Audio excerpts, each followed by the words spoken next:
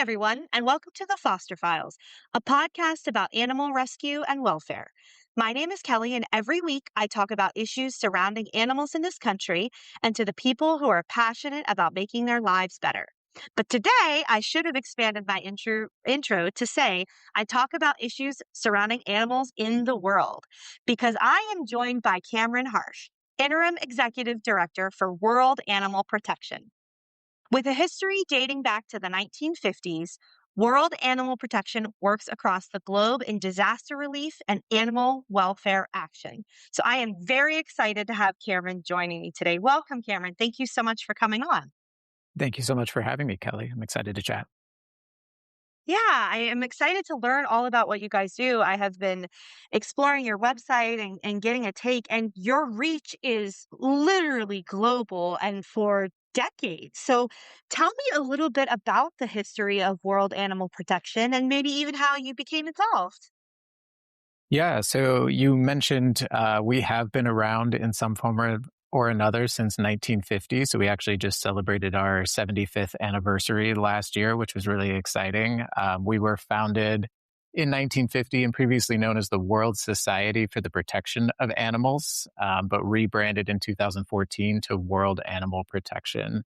And it really is that global element that makes us strong and makes us unique. We have our international headquarters in the UK, and we have 12 country offices. So we have country offices in Australia, New Zealand, Thailand, China, India, several offices across the European Union and in the UK. We have an Africa office that operates out of Nairobi, Kenya, and we have Brazil, Canada, and the US over on this side. So it's really that global reach that is incredible and gives us kind of the impact and scope that we're looking for. And it was the global nature of the work that drew me to World Animal Protection when I first started in 2018. Well, and so when you first came on, did you come in like a volunteer capacity, or like what type of work do you do for? I know you're the interim executive director now, but I'm sure that has morphed and changed over time. Absolutely. So I've been the interim executive director for the US organization for about a year now, since March of 2025.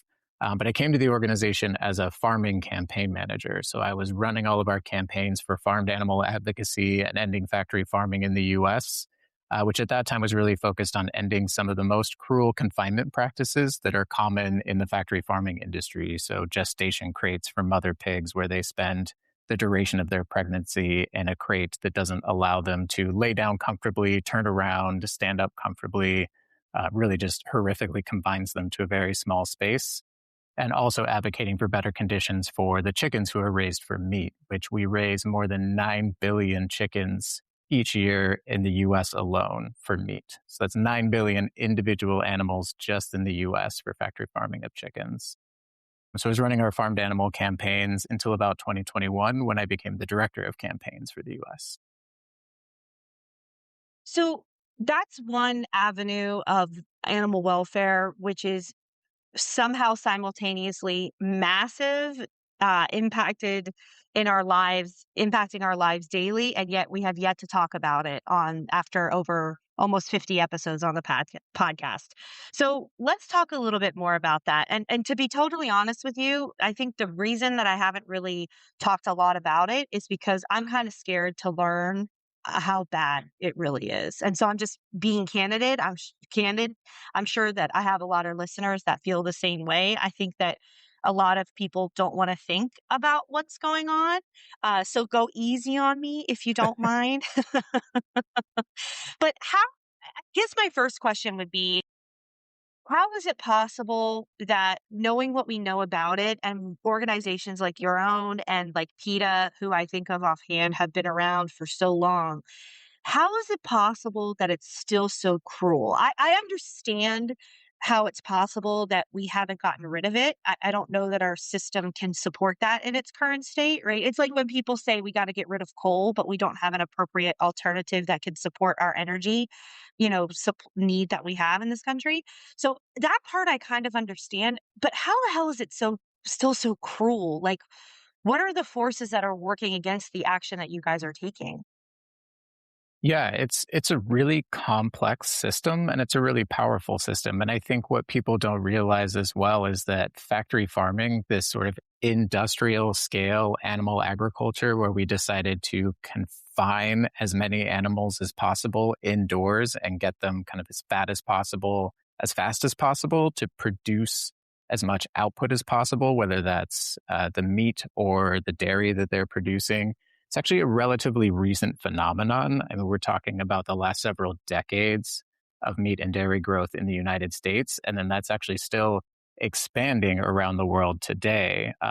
So it's really the United States and a couple other countries that are leading the way in this sort of intensification of producing animals and generating the products that we choose to consume from them. And it's an industry that has become extremely powerful very fast. The trade groups for the pork producers, for the Cattlemen's Association, for the Turkey Federation, and the Chicken Council, they have millions of dollars to give to lobbying efforts to make sure that they're being heard and that their influence is being heard in our national and state governments. So it's really built a system where they have the power and the influence. And so they get the policies passed that enable them to continue to scale up and really hit that economic bottom line. They're thinking about animals not as individual sentient beings that deserve our respect and deserve to thrive as World Animal Protection is fighting for. They're thinking about animals as cogs in a machine, as products on an assembly line that they're trying to get out the door as fast as possible. And so they've really done a lot of work to make sure that cows, pigs, chickens, and turkeys are not included in our Animal Welfare Act. They are not protected by a lot of our federal laws that protect other species. And so they get to kind of use business as an excuse to treat animals cruelly and confine them in horrible measures because it makes things, from their perspective, more efficient and more cost effective. What World Animal Protection is really trying to expose is when you scale animal agriculture to the extent that we have, it actually has ripple effects and so much damage in other areas that people maybe care a lot about, but don't necessarily know about. We're deforesting the Amazon and other really pristine ecosystems to grow more corn and soy to feed farmed animals. We're polluting waterways outside of these factory farms and killing the fish and amphibians that survive on those waterways. And in terms of human rights, workers in this industry are some of the most abused and exploited workers across any sector. And the number of injuries and the percentage of injuries that happen for workers in slaughterhouses is just horrific. So we're getting a little ahead of usually I talk about calls to action like closer to like the end of the episode, but I would be interested in knowing what somebody like me could even do when we're talking about that scale, right? Like, I think that there's a lot of these massive issues that are going on that we think about, well, like, how can I even have an impact? And so, what advice would you give to somebody like myself? Yeah, I'm definitely very passionate about our food system. So definitely rein me in if we start to get too ahead of things. Okay. But there's two main things. One is very timely. We have an action alert out to our supporters, and we have a page for it where there is a bill being considered by our Senate right now that is the Farm Bill, which is a piece of legislation that covers all things food production and food consumption for the United States and is reauthorized every 5 years. So the version of the Farm Bill that we have now actually has some language in it that is really, really terrible for animals. It actually withdraws or gives authority to overturn laws that have passed in California and Massachusetts that ban gestation crates, that ban crates for veal calves, that ban intensive confinement of chickens. And if this bill passes, it would disallow states from making their own rules about how animals are raised in their state and the type of standards they want for animal agriculture. So we have an action to our supporters to call your senators and tell them to vote no on this version of the Farm Bill that includes this horrible language. And as an individual, we can make daily choices that make a difference. The average American consumes over 200 pounds of meat each year, and it's that kind of consumption which has been perpetuated by the companies that are trying to convince us we need meat at every meal, we need dairy in our diets on a daily basis, that we should consume more and more animal-based protein, making those swaps one meal at a time, making those reductions in the amount of meat and dairy you're consuming is an important measure to send signals to the industry that, like, this has gone too far. We need to pull back. So I would imagine that there would be a benefit should someone have access to it to maybe buying from like a local farm. Is that beneficial in any way, or does that still kind of support the system in a way that I'm not considering? It certainly depends on what you're going for. I certainly, and World Animal Protection certainly advocates for knowing as much as you can about the food choices you're making, which is extremely difficult in the United States today when you go to the Right, grocery store and look at a label. right. So going to speak to an actual farmer, buying directly from a farmer is probably the best way to make informed choices. If you are looking for alternatives to meat and dairy, there are a lot of products out on the market today, either that attempt to replicate meat and dairy or just provide healthy proteins made from plants. That there's a lot out there for a diverse diet that is very, very reduced in animal proteins or eliminates animal proteins. So there's a lot of choices for individuals to make. It's very much accessible to kind of get some more of that information. But if you're really looking to have transparent choices, if you can speak directly to farmers, that's probably the best way to go. So again, we're going like on a tangent I wasn't expecting, but I'm grateful for. So please forgive me if I go kind of beyond what your knowledge lies in. But and I don't think that I will because you know far more than I do. But let me ask you this: what do you have to say for the argument about the cost for families? Right? We know right now everything is going up in a way that feels very unsustainable generally, right? Everything from gas to groceries to mortgage rates to cars, literally everything is increasing. So when we talk about going with some of those alternatives and maybe going directly to a farmer, I think inherently we do understand that it is going to be costlier for us. So what kind of conversation do you have with someone when they bring up that concern? Yeah, it's a challenging issue, and everybody needs to prioritize feeding their families and making sure that their families have access to healthful foods that are well-rounded, that give them the opportunity to thrive and the nutrition to thrive. And those choices aren't easy, especially from a cost perspective. And knowing that inflation is hitting us and hitting our wallets in so many different directions. The 2 points that we often make, one is that some of these manufactured processed products that are available that are replicating meat, that are trying to be a direct alternative for the meat on your plate, they can be costly compared to the animal-based protein. But there's a lot of whole plant forms of proteins, beans, nuts, legumes, other things that are whole crops that are actually more cost effective than animal proteins in certain cases when you're buying whole beans, dry beans, canned beans. So it's not necessarily just, you know, to replace a cow-based patty with another processed patty, you have to think kind of diverse protein sources. And then the cost issue is a little bit more nuanced and accessible in that sense. We also like to point out that obviously this isn't on the individual consumer, and it's why we need to change policies. But the cost of animal products in the grocery store are artificially deflated because of the power that the industry has. They actually get to cut costs because they get subsidies from the government or they get, breaks from the government. So their products are being sold at a very, very low cost because they're not responsible for costs that they're taking on in their supply chain. They're not paying for their pollution. They're not paying workers a fair living wage. They're not giving their workers health care and health benefits. So if you were to actually account for all of those things, meat and dairy would actually be really expensive if you actually incorporated those costs into the products. But the companies get away with not paying those costs. So there's so much more impact, like to your point.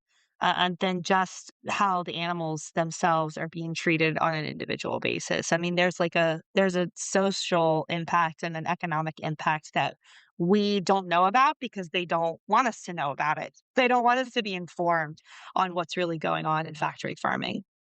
Yeah, and we published a report a few years ago called The Hidden Health Impacts of Factory Farming, and it does provide some economic figures to some of the health repercussions from factory farming itself and from high consumption of animal proteins and kind of imbalanced diets. But there's a lot that is happening that is putting health costs on consumers or health costs on our health sector and our medical industry, that factory farming is actually responsible for those costs.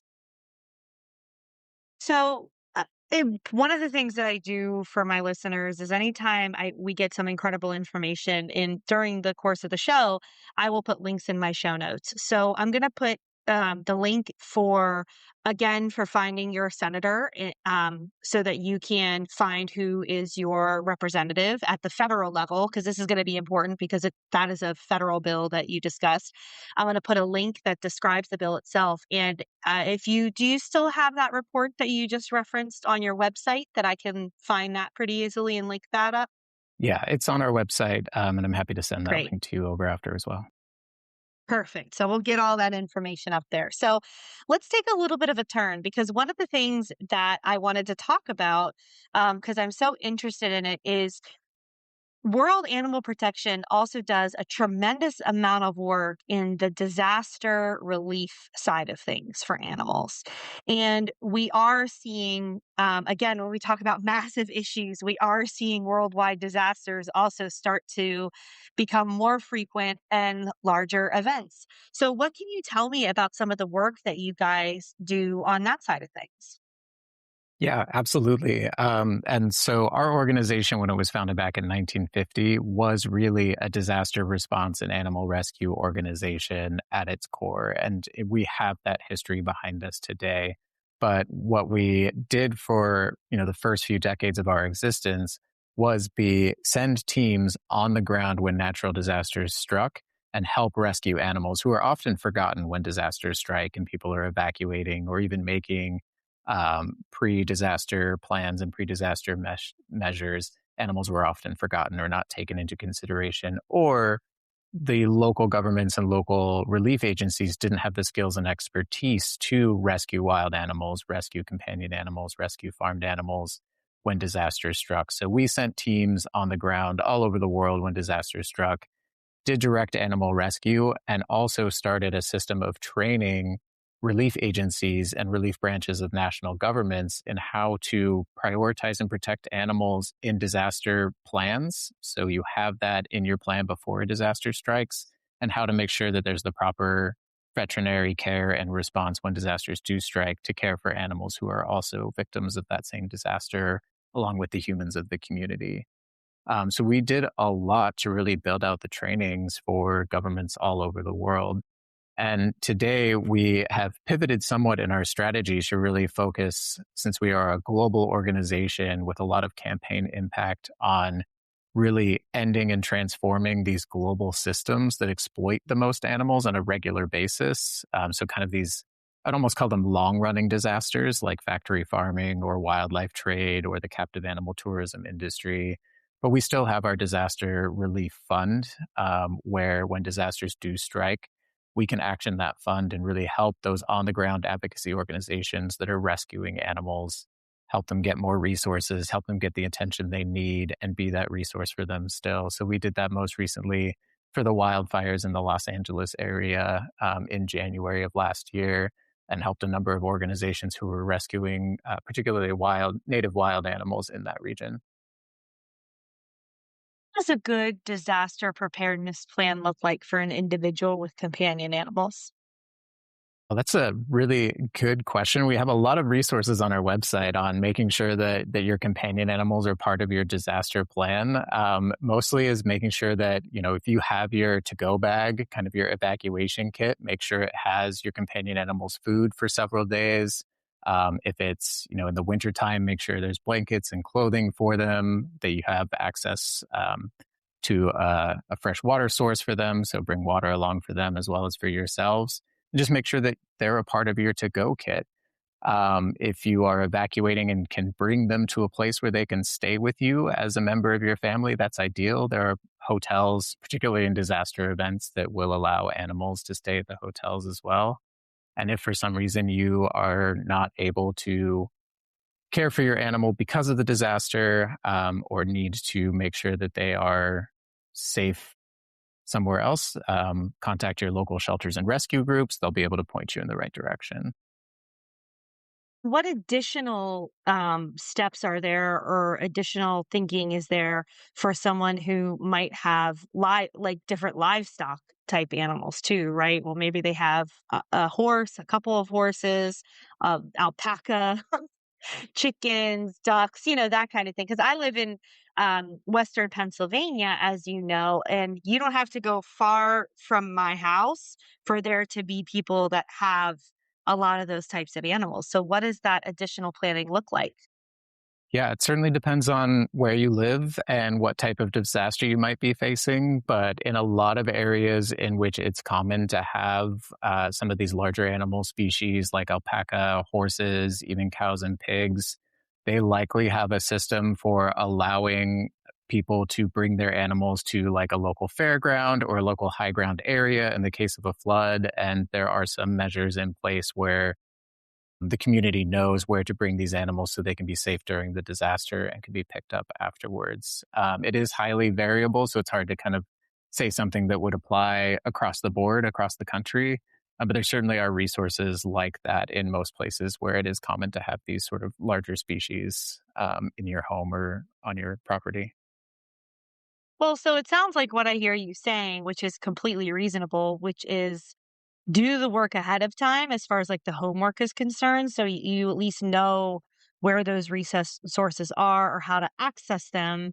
Make sure you have access to the contact information so that you're not panicking when something is headed your way.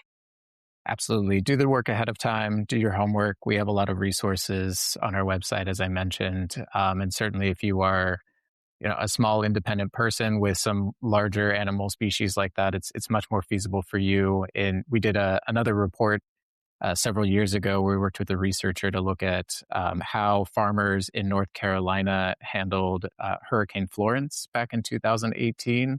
And unfortunately, Mhm. in the kind of industrial factory farming animal ag scale, they're incentivized to simply lock the barns, leave all the animals in there to whatever fate may befall them, which in that case was a lot of flooding and drowning for pigs and chickens. Because they are going to get insurance payouts for it. There's no way to evacuate that many animals all at once safely. So their incentive is just to, close the doors and get themselves away while leaving the animals to endure the storm.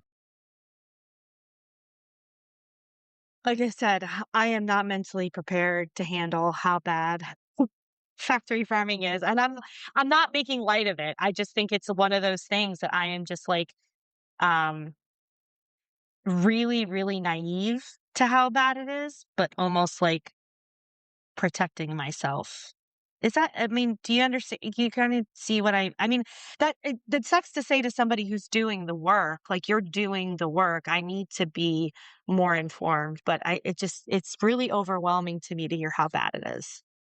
It is overwhelming, and it's definitely a very common and reasonable reaction to either not be able to take it in or to kind of have that cognitive dissonance of just needing it to be a bit outside of yourself because we are needing to also get through our own day-to-day experience. We need to feed Mhm. ourselves, we need to feed our families, make sure that we are healthy and cared for, and the people that we love and care about are healthy and cared for. So there's a lot, especially now, to really consider and make those choices about what we pay attention to. So it's a perfectly reasonable response. I will say that the meat and dairy industry also puts a concerted effort into making sure that we don't know what's going on, that it's hard to find out what's Right. going on. And then when we do start to find out what's going on, they change the narrative really fast. They have a big, what we like to call the meat marketing machine. They have a lot of power Mhm. behind ad campaigns and marketing and changing the narrative. So Mhm. it's very intentional as well to make you look away. Well, any millennial or older generation will remember very distinctly the Got Milk campaign Yes. from the 90s, right? I mean, I literally had a friend who would see those ads with the celebrities with the milk mustache, and she would rip them out, and that was what was on her bedroom walls.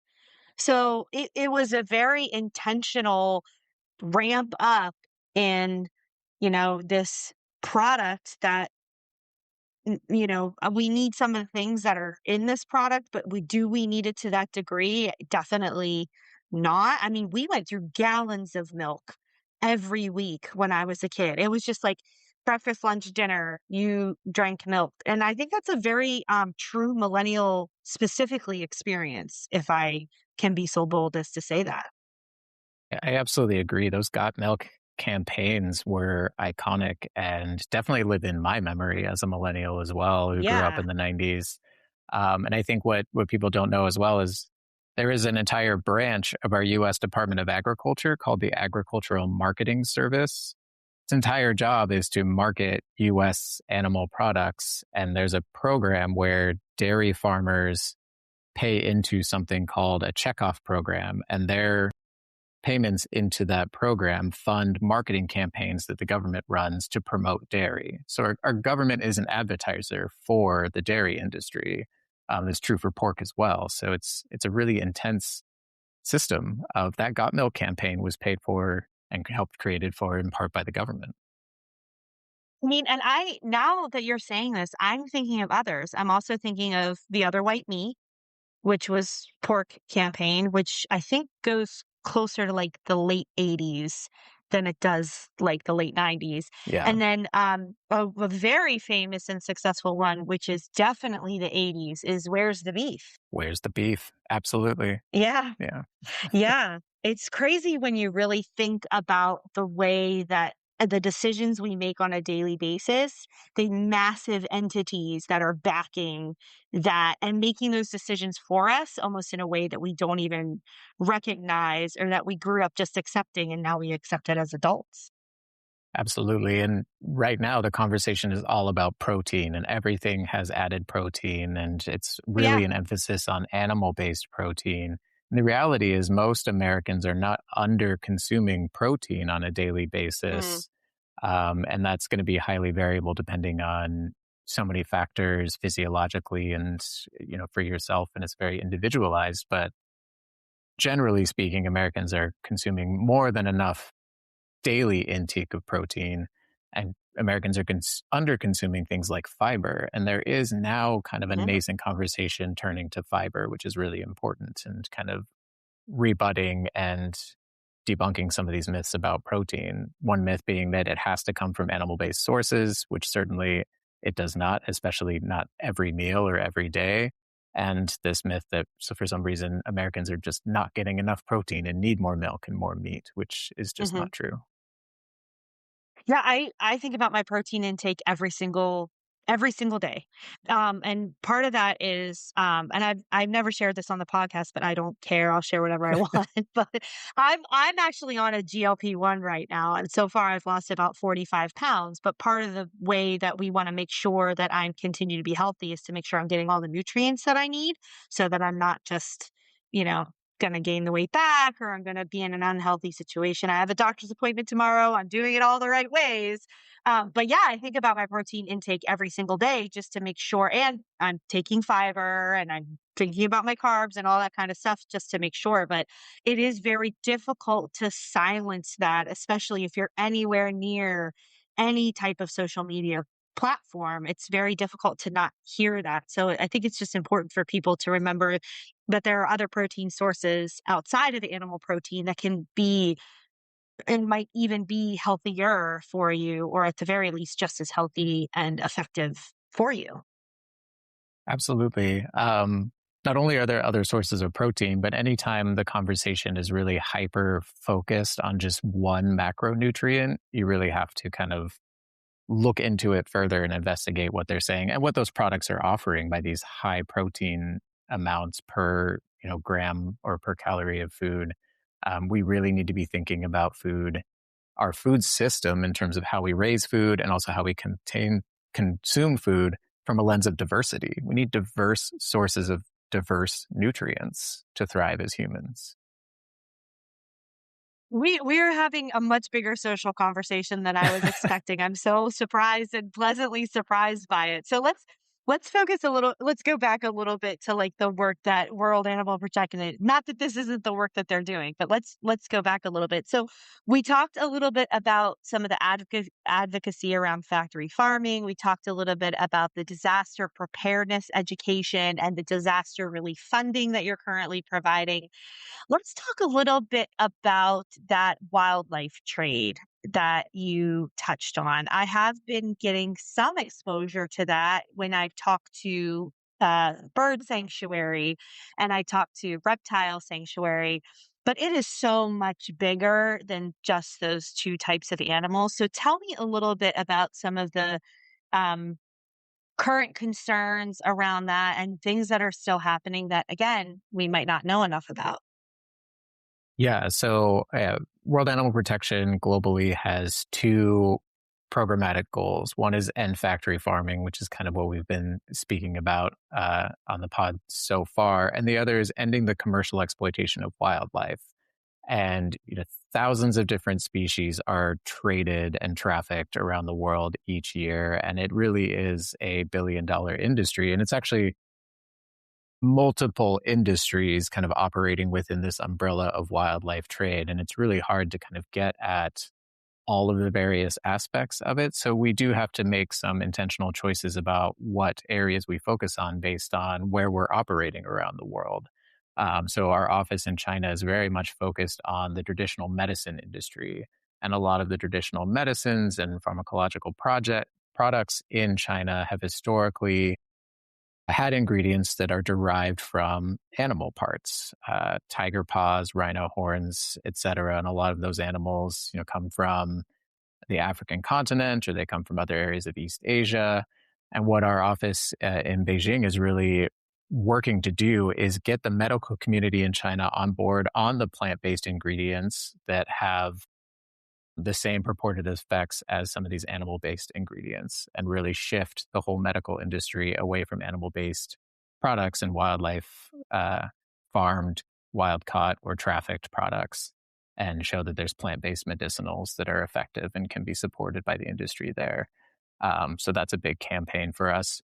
One of the issues that that region is facing is bear bile, which thousands of bears are still farmed in China, kept in cages in buildings so that the bile from their gallbladders can be extracted. And so really working with countries in that region to ban bear bile farms and phase out that industry. So we were involved in phasing out bear bile in Vietnam and most recently in South Korea. And so China is kind of the next frontier of that bear bile industry. In the US, in our wildlife trade work, we're very much focused on the pet trade, which has similarly many different species, but thousands, even millions of animals that are either wild caught or bred in kind of warehouses like mills. Like we think of puppy mills now, because a lot of organizations have done a lot of great work to expose what's really happening when you buy a puppy from a pet store or from a major breeder. Mm-hmm. But the same thing is happening to reptiles for the popularity of bearded dragons and other reptile species. Parakeets and other parrot species are bred in mills. It's a huge industry and a very cruel industry with high mortality and high injury rates in the US.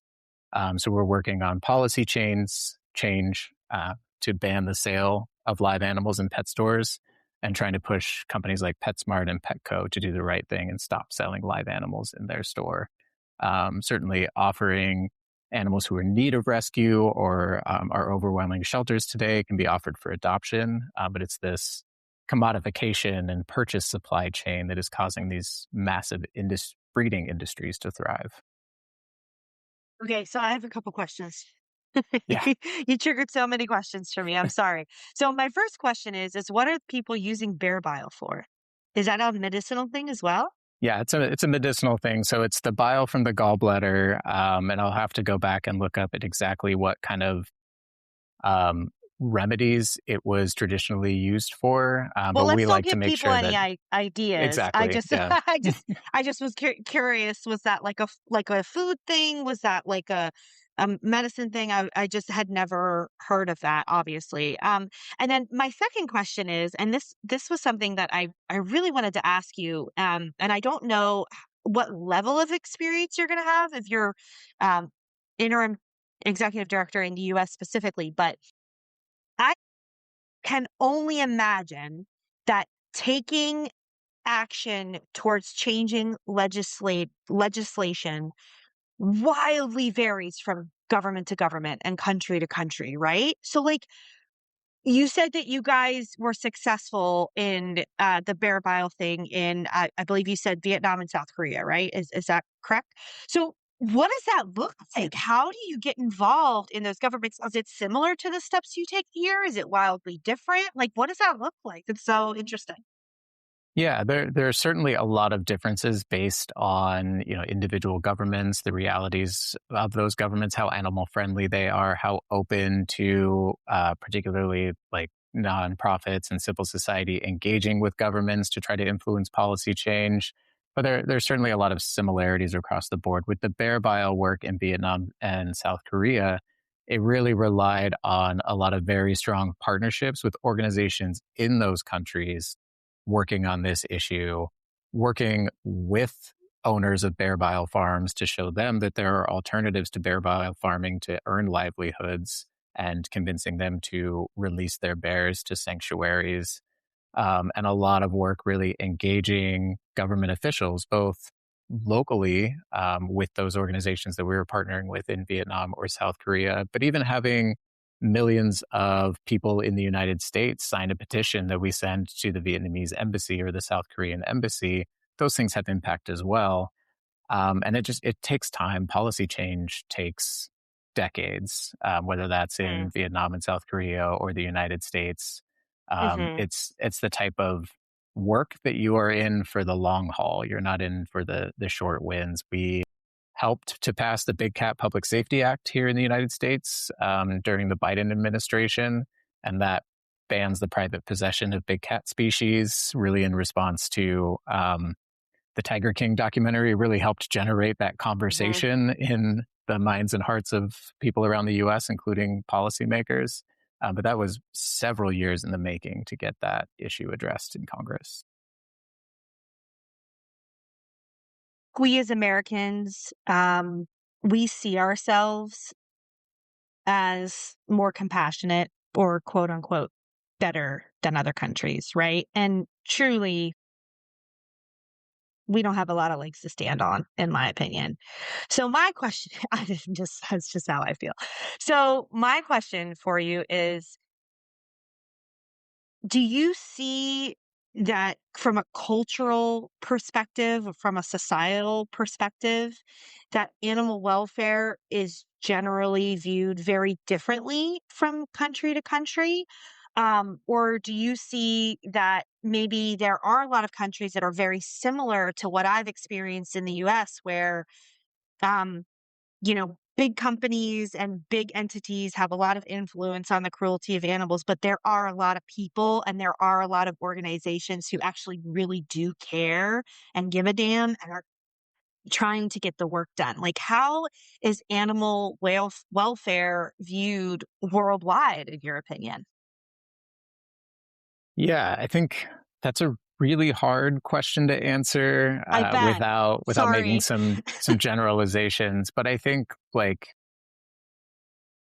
humans as animals ourselves, like we do feel a connection to animals, and there's stories in every country and every culture about people connecting to animals, feeling a special kinship with either a certain species or an individual animal. And I think there is something intrinsic about our ability to recognize ourselves in other animal species and build those connections and come to a place of respect and concern and compassion for animals and wanting to see them thrive as individuals. I think there's a lot of stories of once people connect to an individual animal and see them as vibrant and sentient and unique and charismatic, that it really changes their perspective on a lot of things related to animal issues. And then within that, yeah, across countries and across cultures, we all operate from our different frameworks and our different lenses and the institutions that have taught us to look at the world a certain way. And so that can impact how we approach animals and how we approach change for animals. But I think there's a lot of progress that has been made around the world, maybe in different sectors or with different species, that shows that this is a near universal concept, that we do need to respect animals. We do need to protect their right to thrive and have a happy and good life. And that may look different from country to country, issue to issue, depending on, the history of that region and kind of which animals are there, which animals have been exploited and which animals have been protected. You do have a lot of movement in the European Union right now to ban fur farming and ban fur products. And that's kind of like the momentum happening there right now, in addition to some other pieces of legislation. But Poland last year was the 18th EU nation to ban fur farming. You have a lot of work happening in East Asia with bears and other species to kind of change those industries and recognize that a lot has to change to protect animals there. And you have a lot of work happening in Brazil to protect wildlife, protect their natural ecosystems, protect where they thrive. And our Brazil organization has rescued a number of animals who were fleeing fires in the Amazon, fires likely set by the animal agriculture industry. Rescue, rehabilitate, and rewild them. A couple of anteaters, some pumas, jaguar.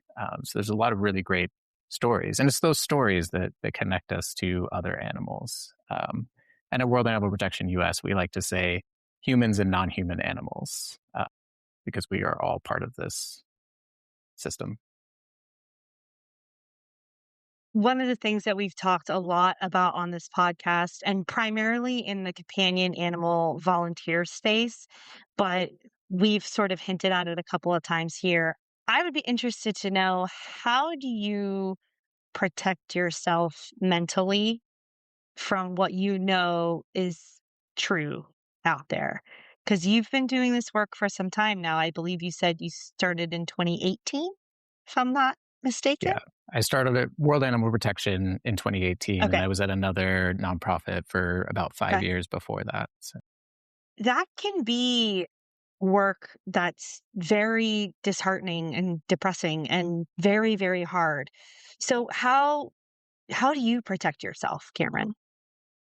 Yeah, it's a really good question. We actually just had a session for our team on burnout and resilience, I think 2 weeks ago at this point, and really making sure that everyone on the team is thinking about self-care, setting those boundaries, making sure that everybody is taking the time and space they need to, yes, do the work that we do, which is often viewing content that is upsetting or disturbing, or even just knowing about some of these sectors that are upsetting and disturbing. So self-care is really important in our sector. For me, just a lot of the things that I personally do to just fulfill myself is just take time to get outside and get some sunlight. Make sure that I have some time to breathe outdoors, move my body, even sit outside and read a book.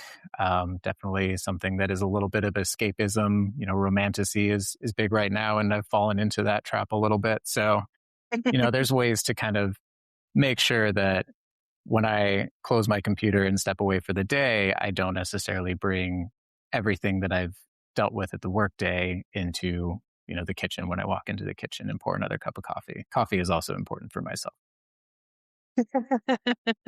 Well, good. I'm glad. I hope you have all the coffee that you need to help us protect animals. So let's do this. Let's finish today's conversation by talking about some wins. So talk to me about some really cool a story you've heard, or a really cool win you guys have had lately. And if you can't think of something offhand, I was perusing the website, so I've got a couple locked and loaded if you need them.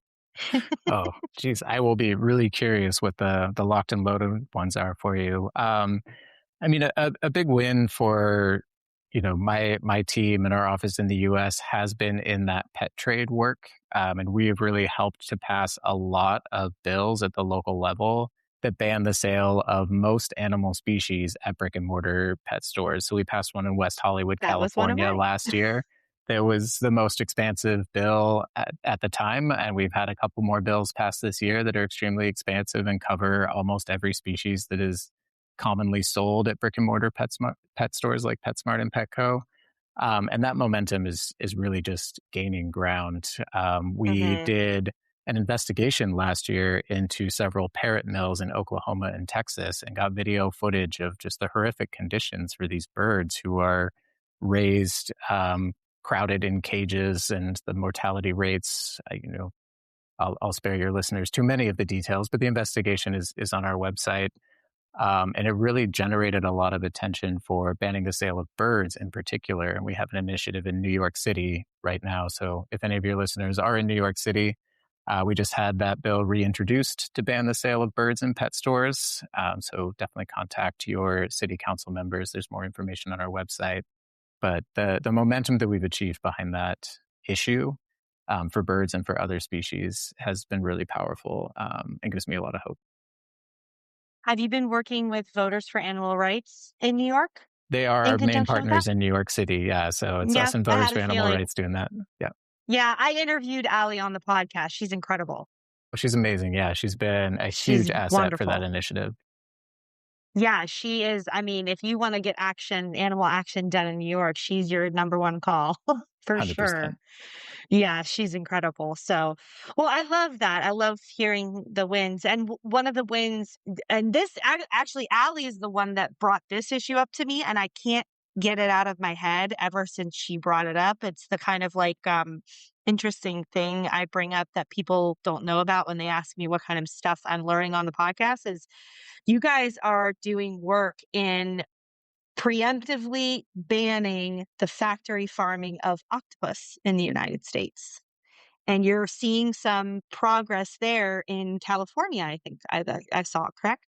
Yeah, we've seen a lot of progress on the octopus issue, and have supported a number of policies. There is a bill at the federal level that I believe is called the Octopus Act, and octopus is some acronym that they've made intentionally spell out octopus, that would ban the import and sale of octopus products in the United States. But we did help pass the Octo Act in California, and there's been several momentum behind several other octopus related initiatives.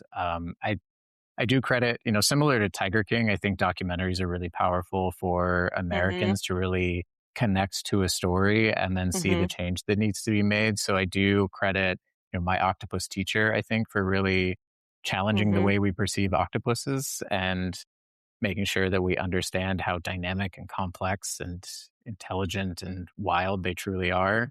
And yet the whole concept of octopus farming is really horrific when you start to investigate what has to be the conditions for these animals who are naturally curious, naturally solitary, um, and they're crammed into containers together from birth to slaughter weight, and it causes all sorts of conflicts and issues for them psychologically and physically. And then the slaughter methods are pretty horrific as well. So there's a lot of attention and a good momentum behind banning this practice. well, I'm glad that you guys are on the case because it sounds like the right organization is getting involved in all these things. Prioritize one thing or another. Like, I can't imagine the decision making involved at that level. Like, do you tackle the things where you know you can have momentum, or do you tackle the things that you know are the cruelest practices? Like, that's gotta be really difficult. Yeah, a big way that World Animal Protection prioritizes what we strategically decide to focus on is about our global reach and where we have teams and country offices. So it does help that we have offices in the US and Brazil and China and Africa and Thailand. And that helps us kind of decide what sectors are really spanning these audiences that we can really reach with a collective voice and a powerful voice and help kind of change the narrative for animals and influence in policy or influence corporate behavior, and really think about the scale of impact that we can have because we're a global organization with operations in highly populous countries that are also the countries where a lot of this exploitation is happening at massive scale, or the corporations are headquartered who are doing the exploiting. So that's really one of the reasons we prioritize wildlife tourism and captive animal attractions. You know, from the US and China and Brazil, Australia, UK, a lot of the people traveling who want to see animals as part of their vacation experience are coming from our countries. And it's important that they know what is happening behind the scenes when they see animals in captive attractions that are promising visibility of animals, promising a show or a performance or the ability to pet or pose with an animal. There's a lot of cruelty that goes into wild animals sitting still for a selfie, or sitting comfortably. Well, comfortably is the wrong word. Sitting docilely to, be pet by an animal or bathed or ridden, or pet by a visitor or bathed or ridden. So it's a big Yeah. sector for us to focus on wildlife tourism. And then we also think about, there in the US in particular, but in other countries as well, there's a lot of groups doing really, really great work on really important issues. So where are the gaps that we fill, where we have a unique expertise or a unique capacity to work on that because other groups aren't? And that's why we really got involved in this pet trade issue with birds and reptiles and amphibians and other species, in addition to the great dogs, cats, and rabbit work that other organizations have led. So it's really about making sure that we're adding value to the movement, not stepping on toes, not duplicating work, but certainly partnering with groups where there's opportunity to collaborate and enhance one another's initiatives. So, how can people find your organization and get involved? Yeah, so our website is worldanimalprotection.us. And then if you go to our drop down, there's a take action page where you can learn about all of our action alerts to either corporations we're targeting or policy initiatives that we're hoping legislators enact. And certainly can look around at our direct intervention work, which includes work with our partner sanctuaries in the US and our disaster relief fund that I mentioned. And there's a lot of good resources there, as well as an education hub if you just want to kind of learn some fun animal facts, as well as learn some ways to protect animals in your daily lives. And certainly can contact us at info@worldanimalprotection.us. What's your favorite animal fact? My favorite animal fact. I right now I'm on the pangolin train. Like I rescued several pangolins in the past year, and we have a couple of other pangolin initiatives coming up. And pangolins are the most trafficked mammal at this point Hmm. in the global wildlife trade, and they're the only mammal with scales, which I always just find very exciting, and they are so adorable. They I'm are. definitely in the pangolin space at the moment. So, I feel like everybody that's passionate about something that they're doing, everybody's got a 30-second elevator pitch, something that they wish that people knew or something that they want to tell people any chance that they get. What is your 30-second, I wish more people knew this thing, Cameron? Well, that is a really good question. Oof.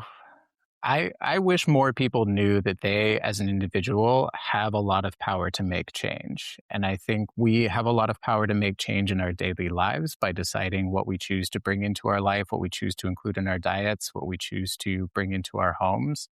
But I do think, all things considered, with the state that we're in right now, individuals have a lot of power to call for change, demand change, really raise their voice and be that annoying, persistent voice for change. I do think in the US, a lot of policies are often changed by a handful of individuals being extremely loud to their decision makers.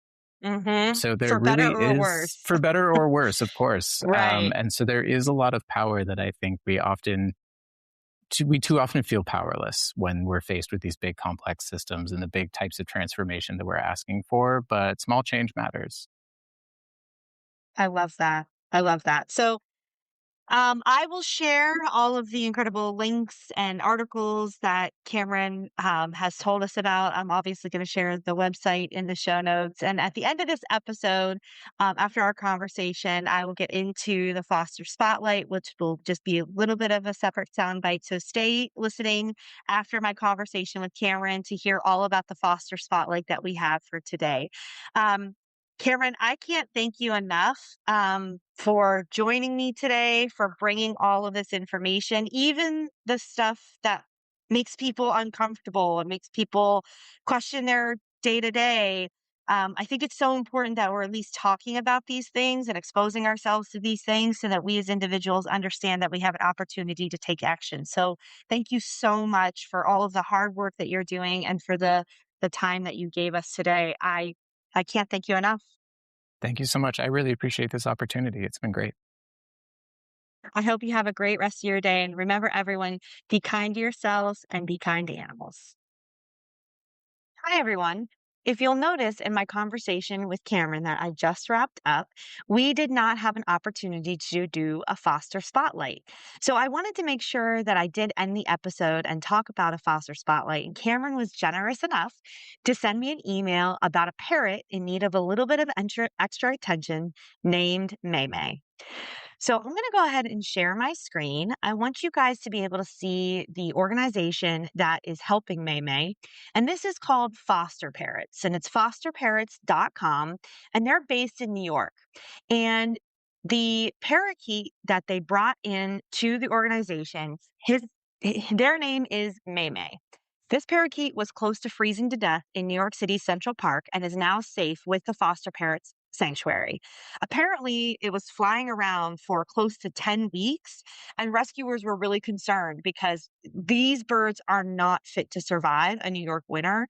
And that's not even talking about some of the predators that Mayway was, exposed to. So it's actually kind of a miracle that the parakeet survived for the 10 weeks that it did.